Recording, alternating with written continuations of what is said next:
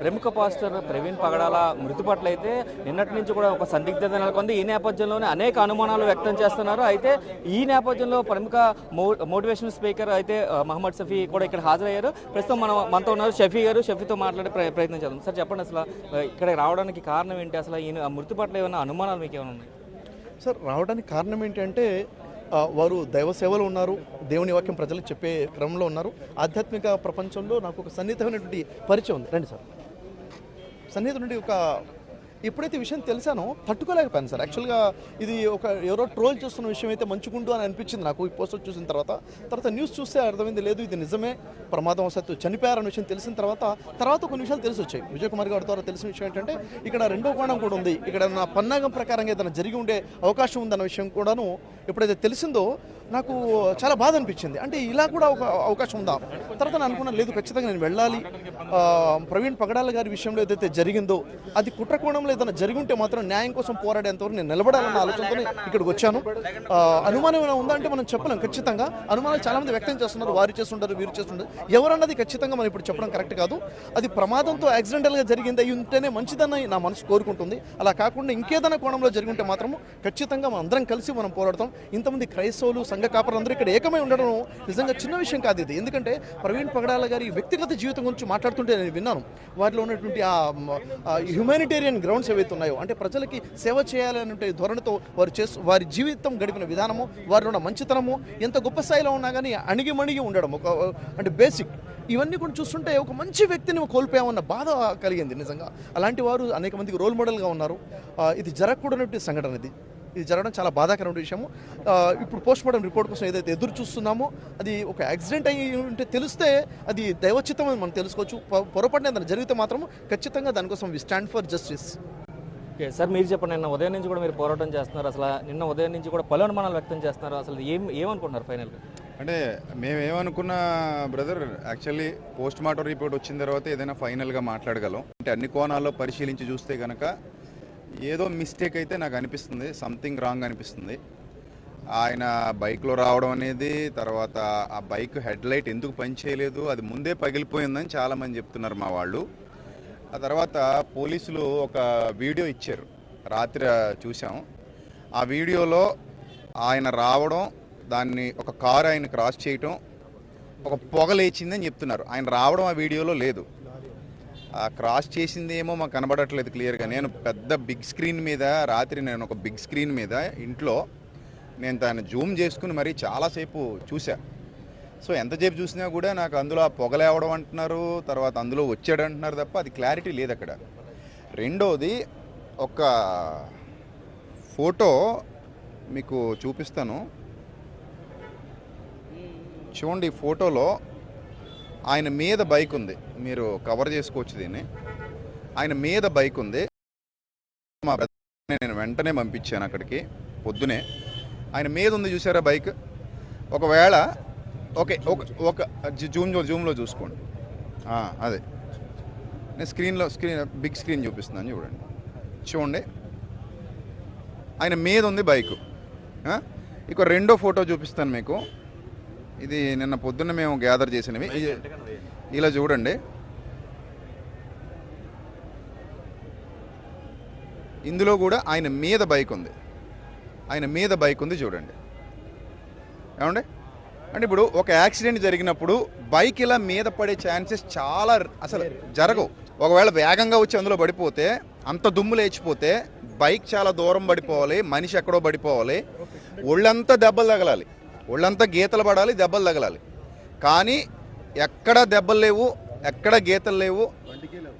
బండి ఆయన మీద ఉంది. బండి అసలు ఏం ప్రాబ్లం లేదు. బండి కూడా ఒకసారి చూడొచ్చు.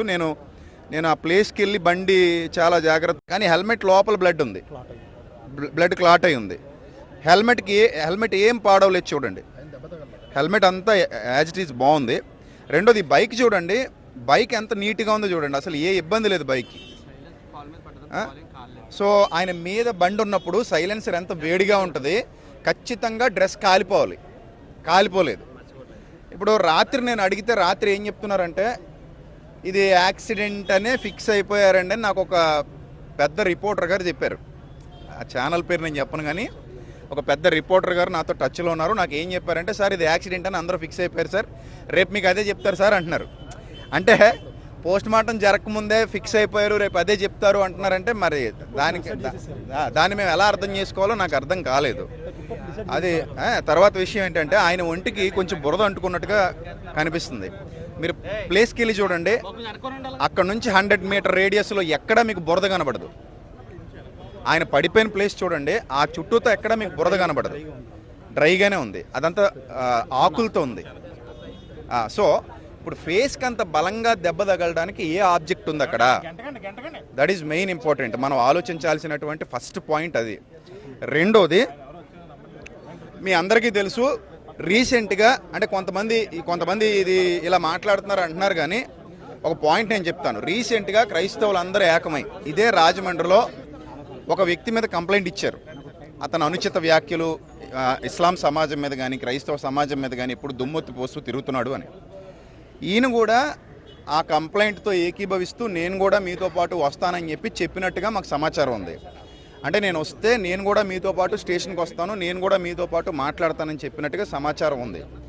అలాగే ఈయన ముందుగానే నామవరం వస్తున్నారని, అలాగే ఈయన ఇక్కడ బయలుదేరి రాబోతున్నారని ఇన్ఫర్మేషన్ ఉన్నట్టుగా కూడా సోషల్ మీడియాలో ఎవరో పోస్టులు పెట్టినట్టు తెలిసింది. సో దీన్ని అంతటినీ పరిగణనలో తీసుకుని మరి ఏం చేస్తారనేది మేము వేచి చూస్తున్నాం. మీరే ఆలోచించండి, ఇప్పుడు కామన్గా ఆలోచించండి, ఒక బైక్ అలా పడిపోయి మీద పడిపోద్దా?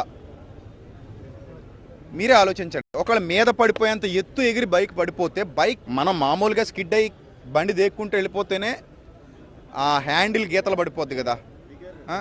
పక్కనున్న నాకు పెద్ద డౌట్ ఎక్కడొచ్చిందంటే, ట్యాంక్ మీదకి బ్లడ్ ఎలా వచ్చింది, సీట్ మీదకి బ్లడ్ ఎలా వచ్చింది, బ్యాక్ టైర్ మీదకి బ్లడ్ ఎలా వచ్చింది, ఈ కింద గాడ్ ఏదైతే ఉందో గాడ్ ఎలా బ్లడ్తో నిండిపోయింది.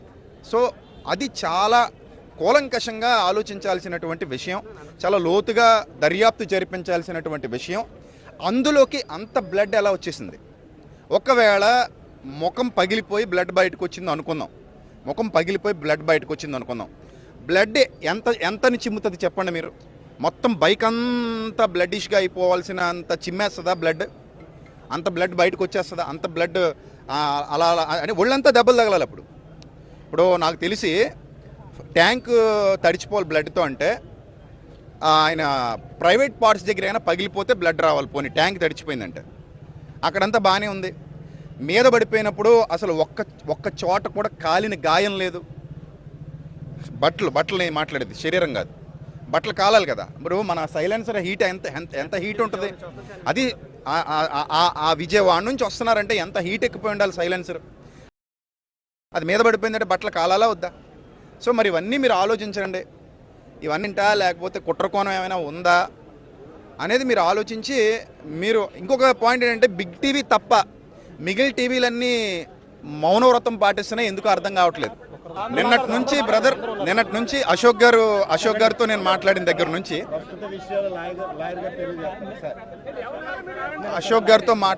నుంచి బిగ్ టీవీ తప్ప ఇక ఏ టీవీ కవర్ చేయలేదు, న్యూస్ రావట్లేదు. అంటే ఏంటి మరి? ఇదేనా క్రైస్తవుల మీద వివక్ష, లేకపోతే పర్లేదులే అన్న ఆలోచన, ఏ దృక్పథంతో చూస్తున్నారో మరి మాకు తెలియట్లేదు. ఇన్ని వేల మంది ఇక్కడికి వచ్చి నిలబడ్డారు, నిన్నటి నుంచి ఇన్ని వేల మంది ఇక్కడ ఉన్నారంటే అసలు మరి ఇష్యూ గురించి ఎంత సీరియస్గా ఆలోచన చేయాలి. సో వీటన్నిటిని పరిగణనలో తీసుకుని మీరు ప్రశ్నించాలని మీడియా తరఫున కోరుతున్నాను. 2 పాయింట్లు నేను మెయిన్గా హైలైట్ చేసేవి. 2 పాయింట్లు. యాక్సిడెంట్ జరిగింది సామాన్యమైన వ్యక్తికి కాదు, చాలా పెద్ద వ్యక్తికి అని నిన్న పొద్దున్నే మేము వచ్చి ఇన్ఫామ్ చేసేసాం. నిన్న పొద్దున్న మేము అందరం వచ్చేసరికి అందరూ అలర్ట్ అయ్యారు. చాలామంది పబ్లిక్ క్రౌడ్ మమ్మల్ని చూసి వచ్చారు. సో నేను, జాన్ వెస్లీ గారు, ఇంకా క్రైస్తవ నాయకులు, పెద్దలు చాలామంది వచ్చాం, ఇక్కడే ఉన్నాం. అప్పుడు స్పాట్కి ఒక్కరిని కూడా పంపించలేదు. స్పాట్లో అసలు ఎవ్వరు కూడా జాగ్రత్తలు తీసుకోలేదు. అక్కడ క్లూస్ టీమ్ వెళ్ళిందా లేదా, ఫోరెన్సిక్ వాళ్ళు వెళ్ళారా లేదో మాకు తెలియదు. అసలు వాళ్ళు వెళ్ళారో లేదో కూడా మాకు తెలియదు. అక్కడ ఎవరు పడితే వాళ్ళు పబ్లిక్ వస్తున్నారు, బైక్ ముట్టేసుకుంటున్నారు, హెల్మెట్ ముట్టుకుంటున్నారు, ఎలా పడితే అలా దాన్ని జరిపేస్తున్నారు.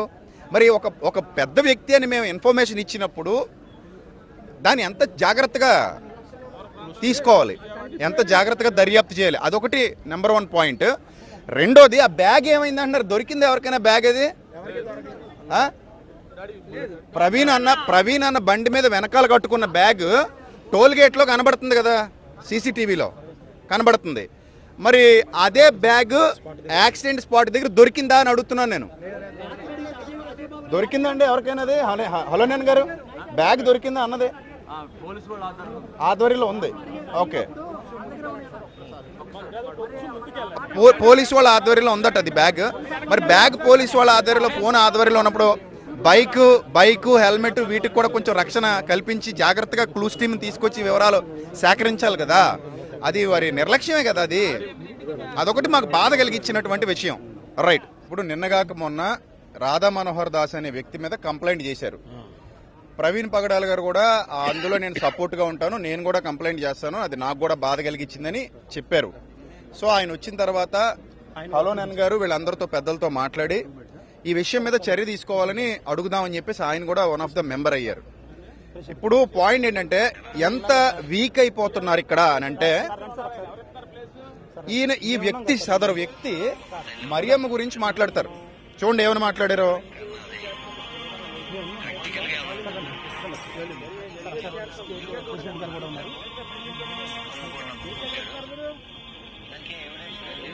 ఇప్పుడు ఏమంటాడంటే ఈయన, ఈ వీడియో మీకు పంపించేస్తాను నేను. ఈయన ఇందులో ఏం మాట్లాడతాడంటే, మరియమ్మ అనే ఆవిడ ఎవరితోనో వ్యభిచారం చేసి యేసుక్రీస్తుని కన్నది, అందుకే ఆవిడ ఎప్పుడు యేసుప్రభు తల్లి అని చెప్పుకోలేదు. ఎలా చెప్పుకుంటాడండి? పరువు తీసి పాడేసింది, ఎవడ కన్నదో తెలియదు అన్నట్టుగా వాగాడు. ఇప్పుడు ఎంత ధైర్యం లేకపోతే ఇంత చండాలంగా పబ్లిక్ లో మాట్లాడేస్తారండి, నాకు అర్థం కాదు. ఇక్కడ ఇస్లాం వారు ఉన్నారు, మరియమ్మని వాళ్ళు కూడా గౌరవిస్తారు. ఏమంటే ఇస్లాంలో కూడా, ఖురాన్లో కూడా మరియం గారి గురించి వ్రాయబడింది. సో ఒక మరియం అనే ఒక స్త్రీమూర్తి గురించి మాట్లాడితే ఇద్దరు మనోభావాలు దెబ్బతింటాయి కదా. అది కూడా ఆలోచన చేయాలి కదా. అంటే ఆ విషయం ఇంత పబ్లిక్ గా మాట్లాడుతున్నారంటే దీన్ని బట్టి మీరు అర్థం చేసుకోండి క్రైస్తవుల వాల్యూ రెండు తెలుగు రాష్ట్రాల్లో ఏ స్థాయిలో ఉందో మీరు అర్థం చేసుకోవచ్చు. ఇదే సంఘటన తమిళనాడులో జరిగితే తమిళనాడులో ఎలా ఉంటుందో అక్కడ పాస్టర్స్ మాకు ఫోన్ చేస్తున్నారు. కేరళ నుంచి పాస్టర్స్ మాకు ఫోన్ చేస్తున్నారు. ఏమండి ఇక్కడ ఇంత దుర్మార్గంగా మాట్లాడే అవకాశాలు ఉండవు అని చెప్తున్నారు వాళ్ళు. కానీ ఇక్కడ చూడండి ఎంత పబ్లిక్ గా ఇలాంటి స్టేట్మెంట్లు ఇస్తున్నారు.